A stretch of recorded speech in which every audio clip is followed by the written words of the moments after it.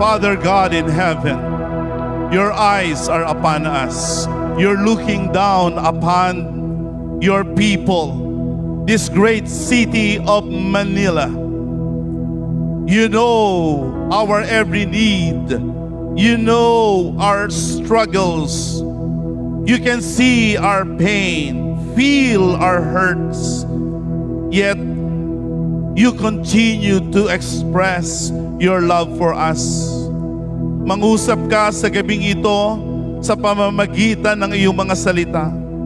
Dumating nawa ang iyong mga salita na may buhay at kapangyarihan sa mga minamahal kong mga kaibigan na humahanap ng kaligtasan, humahanap ng kagalingan, at humahanap ng kalayaan. Maraming salamat sapagkat malaya kami ngayong makapagbubulay ng iyong mga salita. Ito po ang aming dalangin sa makapangyarihang pangalan ni Jesus, ang tanging tagapagligtas na dapat makilala ng buong Pilipinas. Sa kanyang pangalan, dinadalangin namin ang ito. Amen. We may be seated. We are full packed in this iconic park called Luneta. Again, I would like to thank all of you for coming out on this wonderful Saturday night. Like what I said, it's not every day that we get to have this kind of events. And we thank the Lord that we have this opportunity. The Home Free Global Crusade is going on its 6th year. Ito po ang aming pang-anim na taon. Nagpasimula ang krusada na ito sa Amerika sa panahon at kasagsagan ng COVID-19 pandemic. Sa gitna ng kadiliman bunga ng pandemya, ay pinarating ng Diyos ang liwanag ng krusadang ito. At ako'y nagpapasalamat sa Panginoon sapagkat mula nang ito'y inulunsad, ay daan-daang libo na ang naligtas sa pamagitan ng pangalan ni Jesus. My message this evening is entitled, Your Greatest Questions Answered. Your Greatest Questions Answered. Ang inyong pinakadakilang mga katanungan ay may kasagutan. We're going to read that in the book of Acts in chapter 2 in verses 36 to 37. So let everyone in Israel know for certain that God has made this Jesus, whom you crucified, to be both Lord and Messiah. Peter's words pierced their hearts, and they said to him and to the other apostles, Brothers, what should we do? Mga kapatid, ano ang aming gagawin? Brothers, what should we do? That was the question of the people when they heard the preaching of Peter. They asked the question, Brothers, what should we do? I have been asking questions for as long as I can remember. I do not know if I could remember the first question I have ever asked. At ako'y naniniwala na ito ang isa sa mga nagawa natin at patuloy na ginagawa. Naalala niyo ba ang kauna-unahang tanong na inyong itinanong bilang isang tao?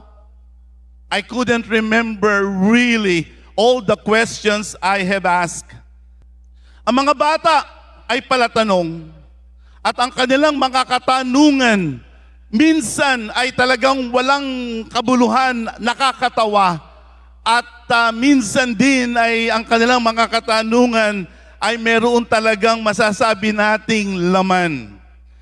They ask the silliest questions, the dumbest, and even the stupidest question. But still, That's something that is part of childhood. Children ask questions. Ang dami nilang tanong. At ang kanilang mga tanong, kung kayo ay may mga anak, ay nakakatawa minsan. Ang aking paboritong tanong na naririnig sa mga bata recently, this is my favorite question I always hear from my children, especially when they were younger. Why did the chicken cross the street? Why did the chicken cross the street? Bakit tumawid ng kalsada ang manok? At kapag kami ay bumabiyahe ng mahaba, ito ang laging tanong ng aking mga anak noon. Naindiyan na ba tayo? Are we there yet? And they would always ask me that question, I think, 100 times in a span of a few minutes. Are we there yet? May mga tanong that makes us somewhat think, and there are questions that makes us look dumb and really making us scratch our heads. Halimbawa, itong tanong na ito. Ano ang nauna? Manok o itlog? Which came first? Chicken or eggs? Questions, questions, questions. We have lots of them.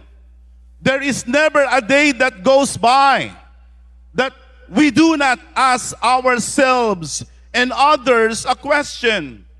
And right now, there is Siri here in the Philippines. In the United States, we do not only have Siri, we have Alexa. And we always ask Siri or Alexa a question. We always put something on Google in order to know an answer to a question. Sinasabi ng pag-aaral ng isang karaniwang bata, lalong-lalo na sa kanyang preschool na mga araw, ay nagtatanong mula 70 hanggang 100 questions a day. Yan ang bilang ng mga tanong na karaniwang itinatanong ng bata. 70 to 100 questions a day. I remember back in 2012, my wife and I went to Switzerland and we visited an underground laboratory. They call it CERN. In CERN, they were performing experiments that seek to know where life began. Yun ang kanilang layunin sa mga eksperimento na kanilang ginagawa. Kailan nagpasimula ang buhay? Pagpasok mo sa kanilang lobby, ay merong 3 tanong na nakasulat. 3 questions that somehow encourages you and makes you think a little bit deeper. These are the questions that you will find in that place. Where did we come from? Who are we? Where are we going? Where did we come from? Who are we? Where are we going? These are the questions that we want to know. Where did we come from? Who are we? Who am I? And where we are going. These are the questions that science, religion, and philosophy wants to answer, but without any success. Sa ating panahon ngayon ay meron ng AI. At sinasabi na ang pangunahing gawain ng AI, artificial intelligence, ay bigyan ng sagot ang ating pinakamahalagang mga tanong sa araw-araw. That's what AI does, or at least what this technology does on a daily basis. Provide answers to our daily questions. But then again, even with the advancement of technology, the truth remains that our most perplexing, deepest questions are unanswered. At sa gabing ito, marahil marami sa inyong may katanungan. You have a question. You have questions. That's why you're here. And you want answers to your question. I want you to know that you have come to the right place because you will find the answers to your questions tonight. Our deepest questions is because we have been separated from God. Kung ating uugatin, kung ating aalamin, kung saan nagmumula ang ating mga katanungan, kung bakit hindi natin alam lahat ng mga bagay na dapat nating malaman, kung bakit tayo ay mangmang, ay sapagkat tayo ay nahiwalay sa Diyos. We have been separated from God, and because we have been separated from God because of sin, mystery arose in our hearts. Questions arose in our minds. We have become fools. We have become ignorant of God's perfect will for us. Yes, totoo yan mga kaibigan. Sa liwanag ng salita ng Diyos, itong dahilan kung bakit tayo ngayon ay parang mga bulag na hindi alam kung saan paroroon. Kung bakit tayo ay marami ngayong mga katanungan na hindi natin masagot. Kung bakit tayo ngayon ay maraming mga bagay na hindi natin malaman sapagkat tayo nahiwalay sa Diyos. Bago tayo mahulog sa kasalanan, tayo ay kumpleto. Tayo ay ganap. Yan ang sinasabi sa aklat ng Ecclesiastes sa Kapitulo 7 sa talatang 29. Listen, I did learn one thing. We were completely honest when God created us, but now we have twisted minds. I did learn one thing. We were completely honest. In other translations of the Bible, we were upright. We were complete. We knew everything we need to know. We know exactly who God is. That was before we fell to sin. Romans chapter 1 verse 21 says, we knew God. When God created the first man and the first woman, God did not create the first human beings ignorant. He created them in His image, in His likeness. They knew God and God knew them. They felt God. They experienced God. In Eden, man enjoyed complete and absolute time with God. We enjoyed fellowship with God. We enjoyed communion with God. We were in harmony with God. And yes, we were face to face with God. Yan ang kalagayan natin, mga kaibigan. Bago dumating ang kasalanan, bago tayo mahulog sa kasalanan, kilala tayo ng Diyos at kilala natin ang Diyos. Masaya tayong kasama niya, kapiling natin siya. Subalit nung dumating ang kasalanan, ang tao ay tumalilis, tumakas at nagtago sa presensya ng ating Panginoon. Sa aklat ng Genesis chapter 3 in verse 8, wherein there Adam said, I heard you, but I hid from you under the trees. Man hid from the presence of the Lord. When the cool evening breezes were blowing, the man and his wife heard the Lord. He heard the Lord God walking about in the garden. So they hid from the Lord God among the trees. Nagtago ang tao. Nung marinig ang tinig ng Diyos, nung makita ang presensya ng Diyos, siya ay nagtago. At mula pa sa panahon noon hanggang ngayon, ganito ang ginagawa ng tao. Ang tao ay tumatakas, ang tao ay tumatakbo, ang tao ay nagtatago sa presensya ng Diyos.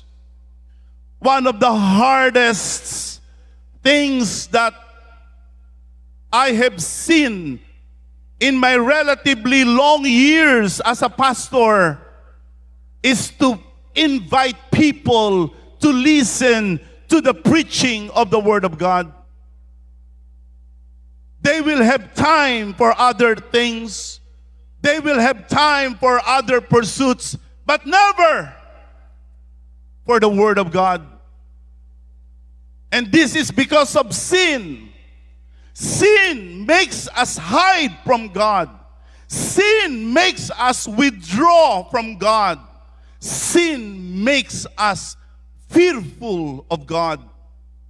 The book of Isaiah 59 verse 1 says, "Listen, the Lord's arm is not too weak to save you, nor his ear too deaf to hear your call."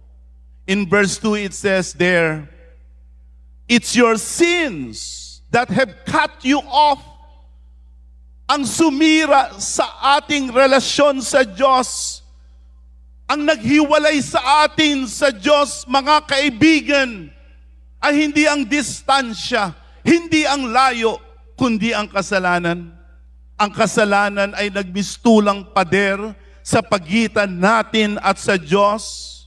Because of our sins, He has turned away and will not listen to us anymore.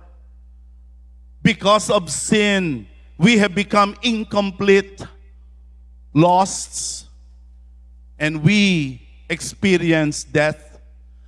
Dahilan sa kasalanan, pakinggan ninyo ako mga minamahal ko mga kaibigan, tayo ay naging kulang. Dati tayong ganap, dati tayong kumpleto, dahilan sa kasalanan tayo ay hindi na naging ganap, hindi na tayo naging kumpleto. Tayo ay nangaligaw at tayo rin ay nangamatay.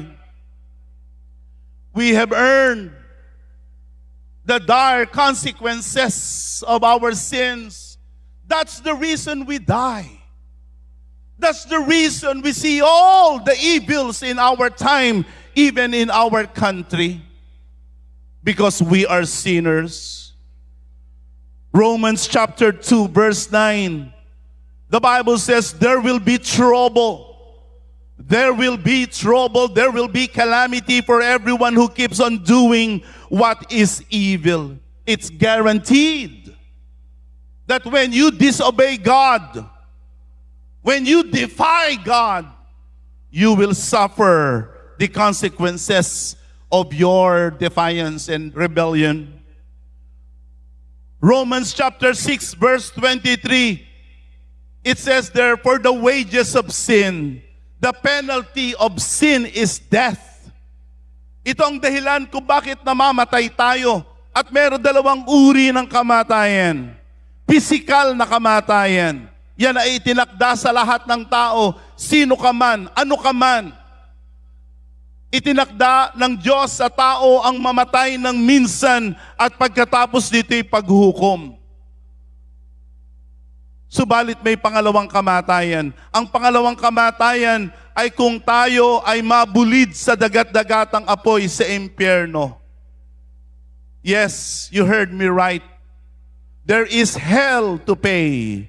When we continue to defy God, when we continue to separate ourselves from God and remain stubborn, hard-headed, defiant against God, there is a hell to pay.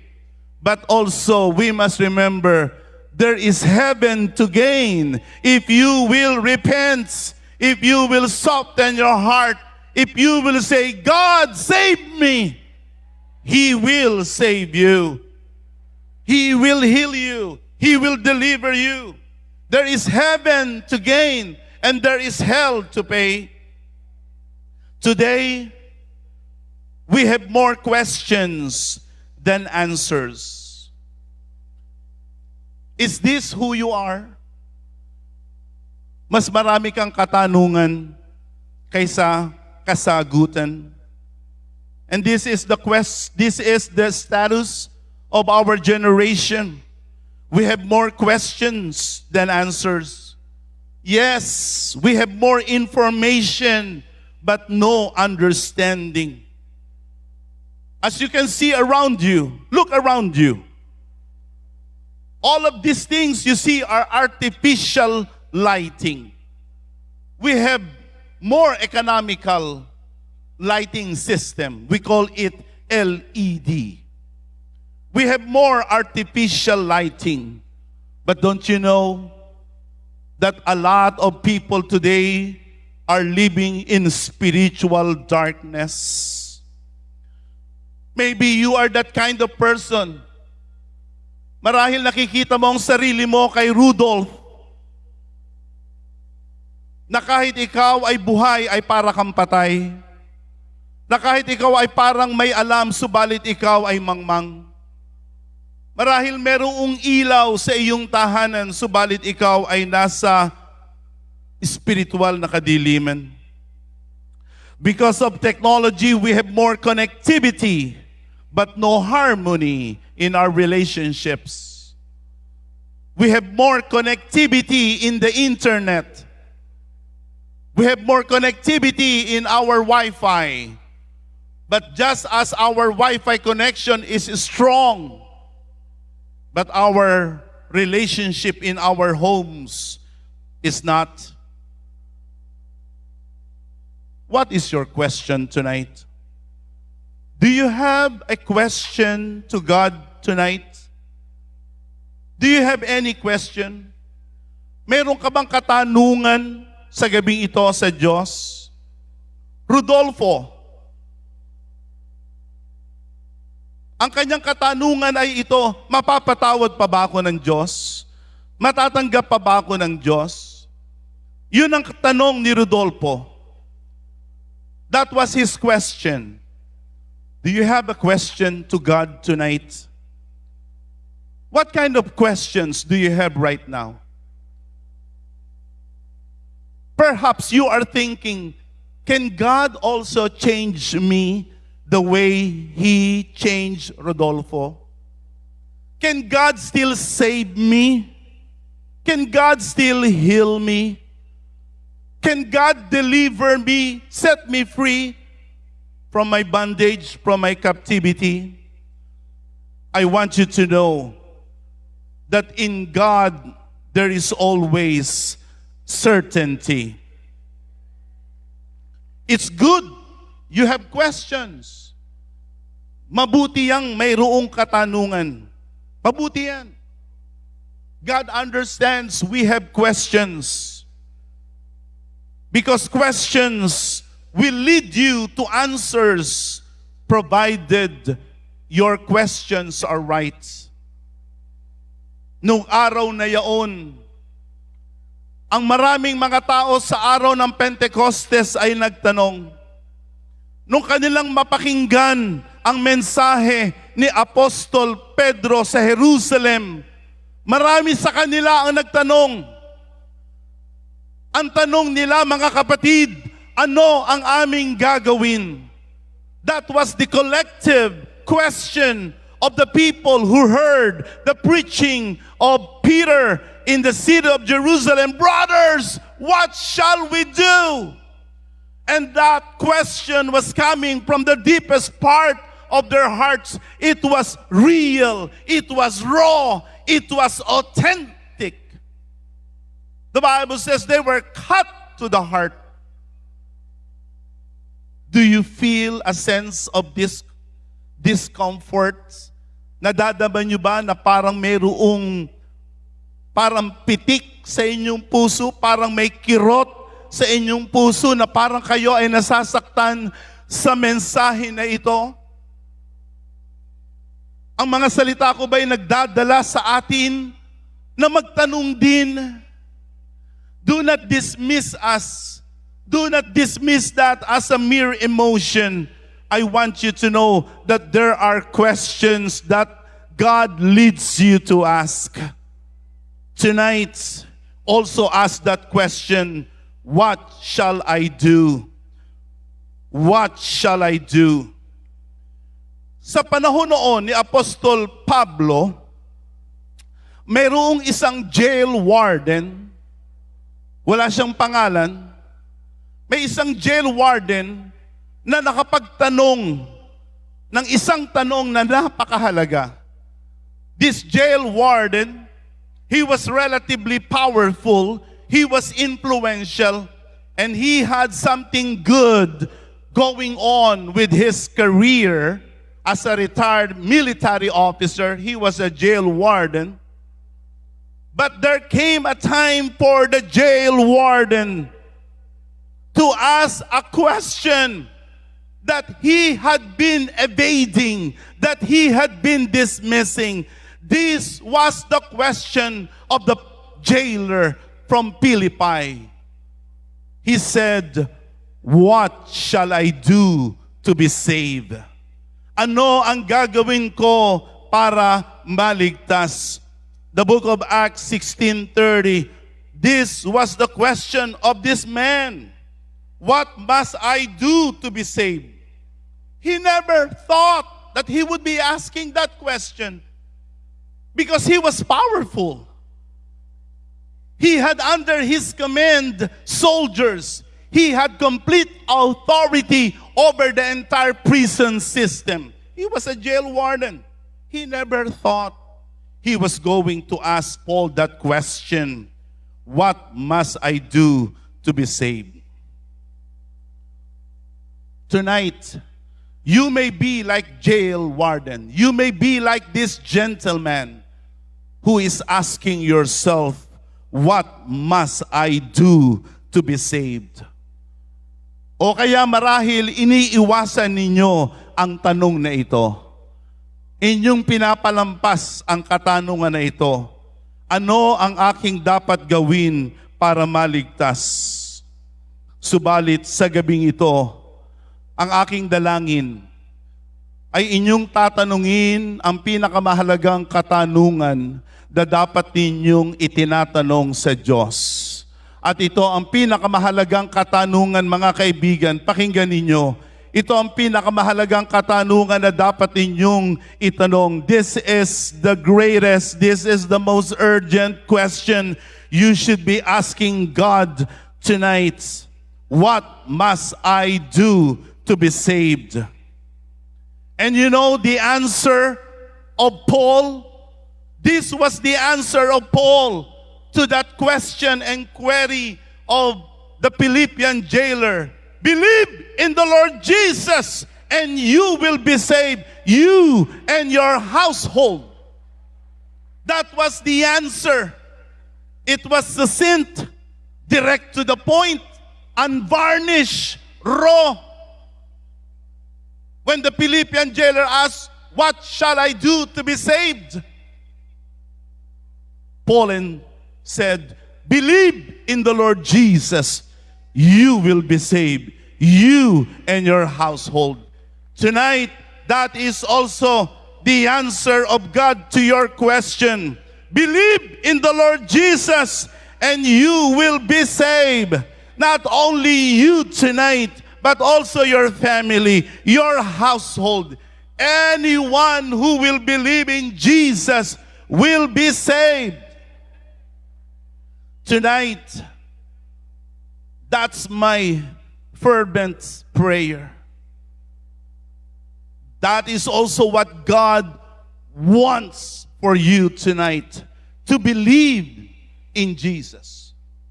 Ano ang ating sasampalatayanan sa Panginoong Jesus? Ano ang ating paniniwalaan sa Panginoong Jesus?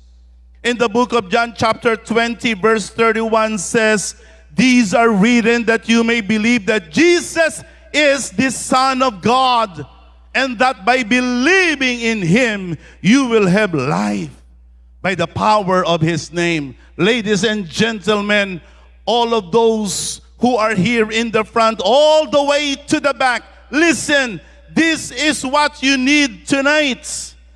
You need to believe in Jesus. You need to believe that He is your Savior. He is your Messiah.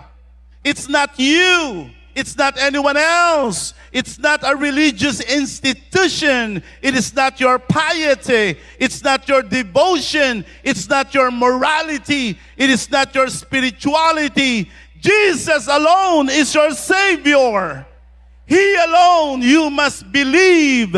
And if you believe, you will be saved, you and your household. The book of Romans chapter 10 in verse 9. This is what the Bible says. If you openly declare Jesus is Lord, believe in your heart God raised Him from the dead, you will be saved. You will be saved. Maliligtas ka. Yung katanungan mo, maaari ba akong mailigtas? Ang sagot ay, oo. Sa gabing ito, sa lugar na ito, ililigtas ka ng ating Panginoon. Jesus will save you because He alone is our Savior. Jesus is the Son of God. Anak siya ng Diyos, subalit siya'y nagkatawang tao, nakitulad siya sa atin.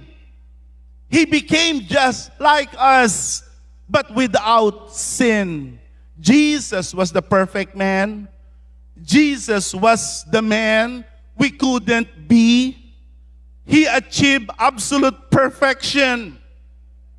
That is why when Jesus bled and He died, He became the perfect payment for our sins because He was pure. He was innocent. Tayo, makasalanan tayo. Marumi tayo. Si Jonathan Ferriol ay makasalanan.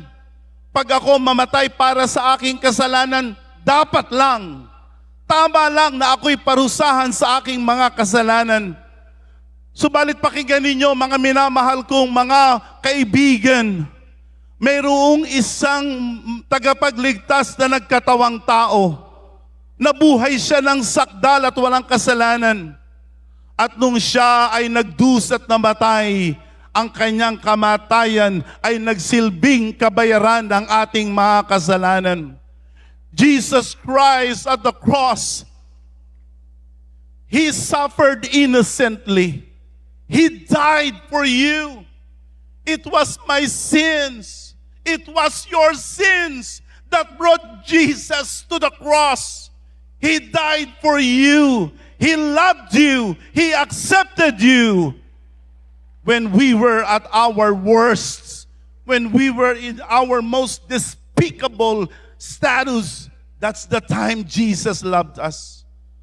Only Jesus suffered for our sins.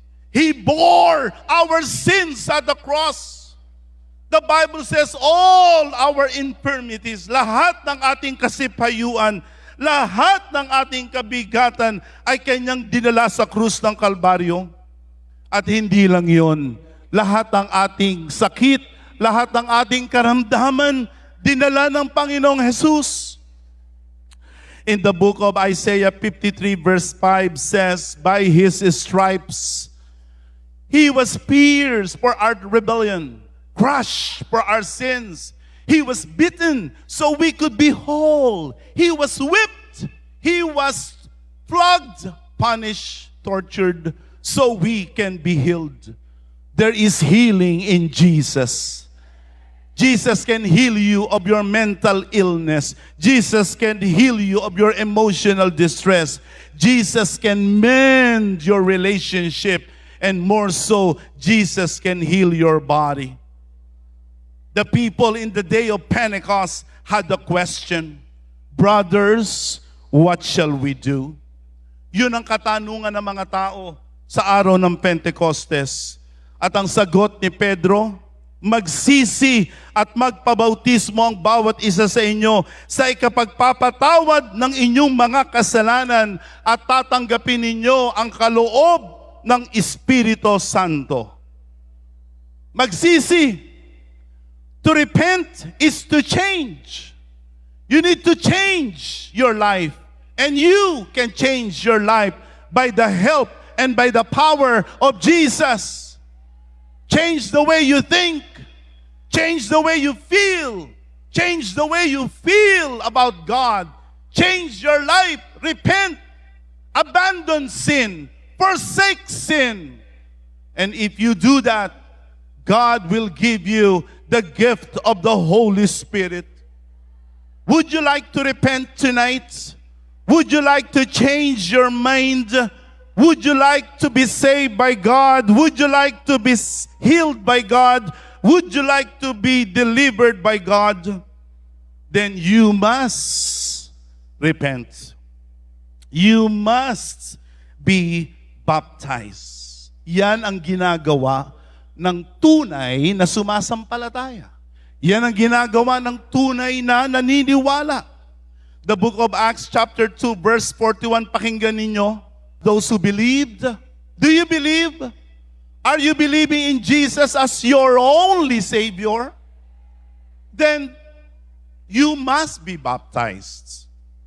It says there so clearly, those who believed what Peter said were baptized. And added to the church that day 3,000 in all. Listen, I'm going to be closing in a few moments. Mahalaga na kayo ay mabautismuhan. Mahalaga na kayo ay mabautismuhan. Ang bautismo ay utos ni Kristo. Yan ang kanyang kabilin-bilinan. Tayo ay mabautismuhan. The book of Matthew, chapter 28, verse 19. Listen, go, make disciples of all nations, baptizing them in the name of the Father, the Son, and the Holy Spirit. That was Jesus says, baptize them in the name of the Father, the Son, and the Holy Spirit. Mark 16:15. Listen, go into all the world, preach the good news to everyone. In verse 16, it says there, anyone who believes and is baptized. Yan ang ginagawa ng tunay na sumasampalataya. Sumasampalataya ka ba talaga? Naniniwala ka ba talaga? Sa mga katwid, kailangan mong magpabautismo. Ano ang bautismo? What is baptism? In the book of 1 Peter 3, verse 21, listen, this is what baptism looks like. That water is a picture of baptism, which now saves you.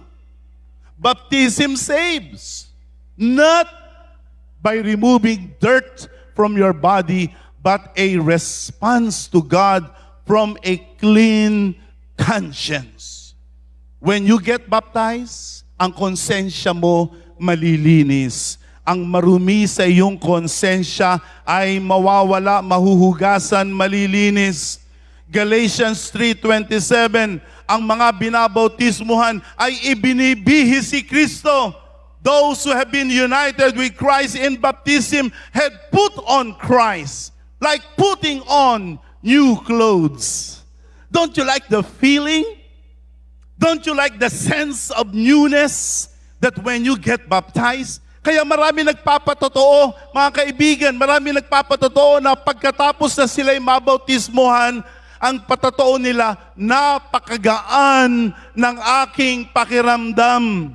You can also have that sense of renewal, that sense of freshness, because that's what repentance and baptism does. One final argument before I close. All water baptisms in the Bible were instantaneous. Totoo yan, mga kaibigan. Lahat. Read my lips. Read my lips. All water baptism in the Bible were right away, instantaneous, kara-karaka. Hindi na maghihintay ng isang linggo, hindi na maghihintay ng isang buwan, hindi na maghihintay ng isang taon.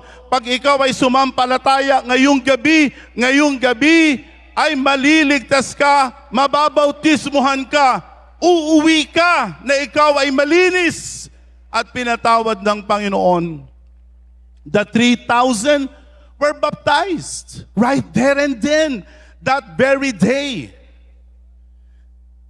The Ethiopian prince, naglalakad o nagbiyabiyahe, nung makita ang tubig, sabi nung Ethiopian prince, narito ang tubig. Ano ang pumipigil sa akin para hindi ako mabautismuhan? Here is water. What's gonna stop me from being baptized? And so right there and then, he made the chariot stop and he got baptized. Cornelius, the Roman general, when he learned of the importance of baptism, right there and then that very night, he was baptized. The Philippian jail warden, when he learned the way of salvation, that very night, together with his family, was baptized. Lydia, the first convert from Europe, was baptized right away, urgently, when she learned the importance of baptism. Tonight, make no mistake. Do you believe? Then you must repent. Then you must be baptized.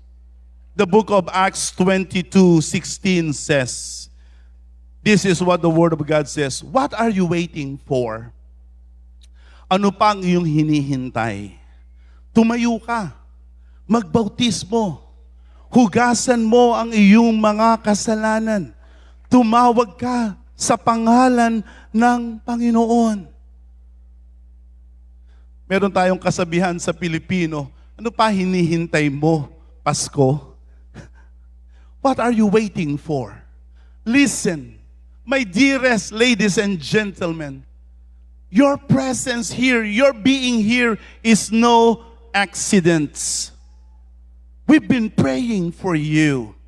We've been praying for you. We've been inviting you. Thank God you accepted our invitation. And there's a purpose. God wants to save you. God wants to heal you. And God wants to deliver you. Tonight, you can experience all the blessings of God. And we have come prepared for you. The PMCC Fourth Watch, I believe, I could be mistaken. Correct me if I'm wrong. We could be the only church that does this.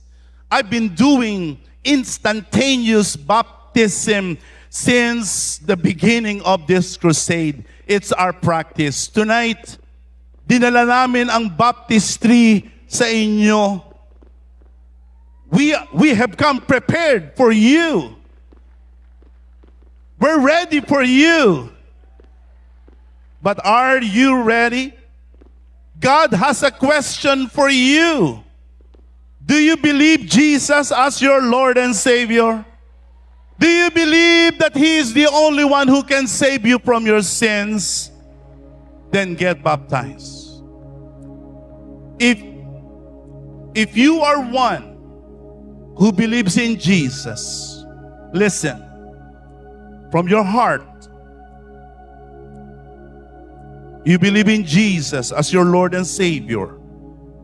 You want to repent from your sins. You want to change your ways. You want to be baptized. Tonight, I guarantee you, you will be saved. Come forward right here in the front. Come forward. Just walk slowly. We will be helping you. Praise God. Thank you so much, Apostle Jonathan, for bringing such a powerful message in this first night of the Home Free Global Crusade Manila. Sa mga viewers din natin na nanonood ngayon, you might have questions on your mind. Marami tayong mga katanungan because of our different circumstances. But God wants you to be saved. And we hope this message answers all the questions in you. What a blessing it is to, witness God's moving in our midst tonight. Close to 60,000 attendees were blessed by the words of God. And wherever you are watching right now, wherever you are listening right now, maybe you are watching at your home or you are listening on your phone, God sees you. God knows you. He knows the burden you are carrying in your hearts. At kung tinatawag niya ang mga naririto ngayon, He is also calling you to accept our Lord Jesus Christ as your Lord and Savior. Watching this program, it's not an accident.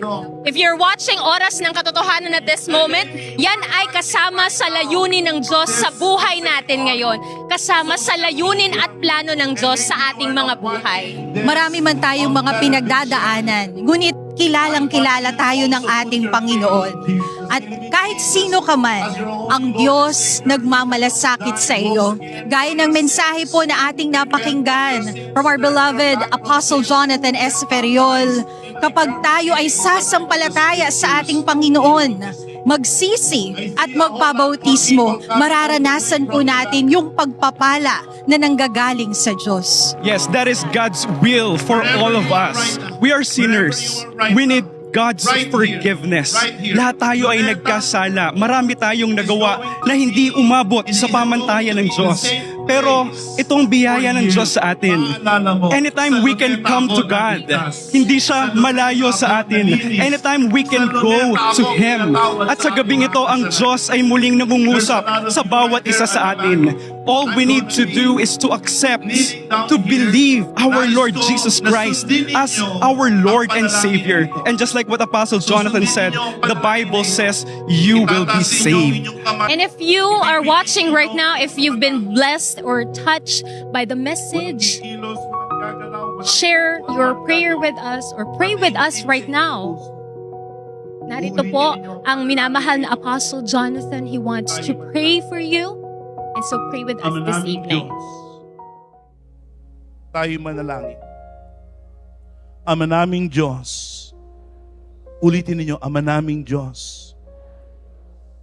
Kinikilala ko ang iyong bugtong na anak na si Jesus bilang aking tanging tagapagligtas. Siya lamang ang aking sinasampalatayanan bilang namatay at nabuhay na muli para sa akin. Nagsisisi ako sa lahat ng aking kasalanan. Patawarin mo ako. Salamat po sa iyong pag-ibig sa akin.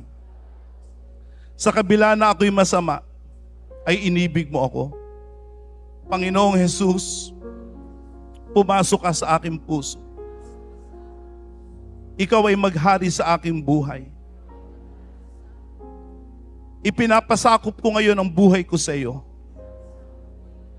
Paglilingkuran kita. Mamahalin kita. Paglilingkuran kita. Ito ang aking dalangin sa iyong pangalan. Amen. Amen. Praise the name of the Lord.